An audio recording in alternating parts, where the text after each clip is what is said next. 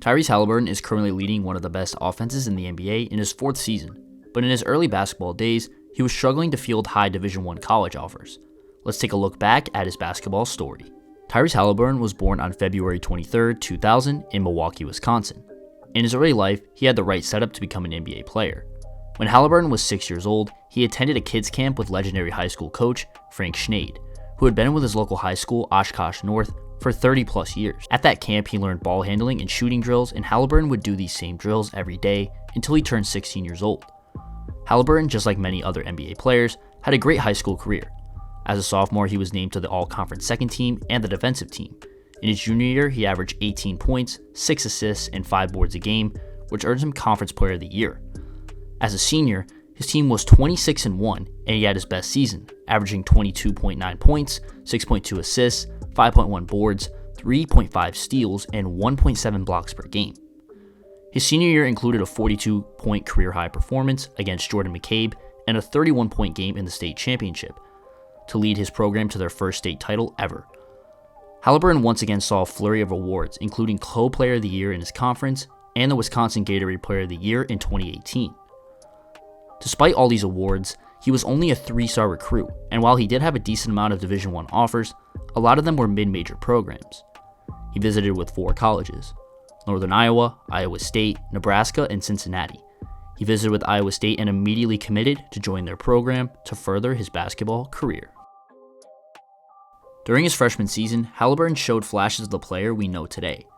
Early in his debut season, he had a 15-point, 17-assist game against Southern. Those 17 assists were the most in a game by an Iowa State player ever. He was the only true freshman other than Zion Williamson to accumulate 50 steals and 30 blocks in that season. He averaged a modest 6.8 points, 3.6 assists, and 1.5 steals in 35 games as a freshman.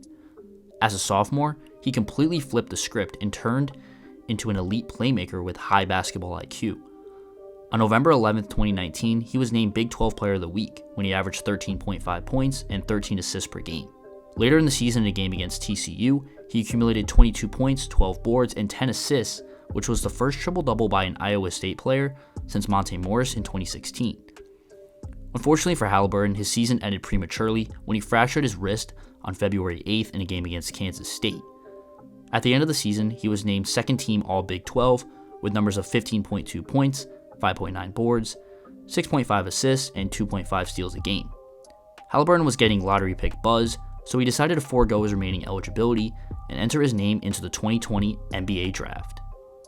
In his rookie year, Haliburton started coming off the bench, but eventually he worked his way into the starting lineup besides another great point guard, De'Aaron Fox.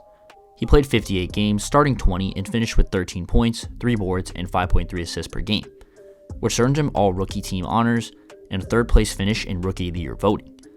In his second season, Haliburton got off to a hot start, averaging 14.3 points and 7.4 assists per game. But the Kings had a problem. They had 2 great point guards, but not much else around them as a supporting cast. So as a result of this, they made probably one of the most fair trades in NBA history when they moved Haliburton to the Pacers in exchange for Domantas Sabonis. This trade has worked out great for both sides and allowed Haliburton to be the captain of his own offense. He made an immediate impact in Indiana, averaging 17.4 points and 9.6 assists in the remainder of that season. Last season, he struggled with injuries, but when he was out there, the Pacers were a considerably better team. He tallied 20.7 points, 10.4 assists, and 1.6 steals per game en route to his first NBA All-Star Game appearance. He was also the first player in NBA history to average 20 points and 10 assists while also shooting 40% from deep. Before this season, Haliburton signed a max extension worth $260 million, and the start to this season has been nothing short of incredible for him. Through 16 games, he's averaging 27 points, 3.6 boards, and 11.8 assists per night, which leads the league. And the Pacers are averaging a league-high 128.7 points per game while shooting 51% from the field. Tyrese Haliburton is becoming a top player in this league, and this season is showing everyone that he was worth that max deal. And if he continues this level of production, he will undoubtedly be an all-star and have a chance at making an all-NBA team provided he stays healthy. Where do you rank him among the top point guards in the league? Let me know in the comments below. Also, check out Sports Aces podcast. We'll be discussing NBA and NFL this week on the pod. New episodes on Wednesday and Friday. Thank you all for watching. Like and subscribe for more. And as always, we'll see you in the next one.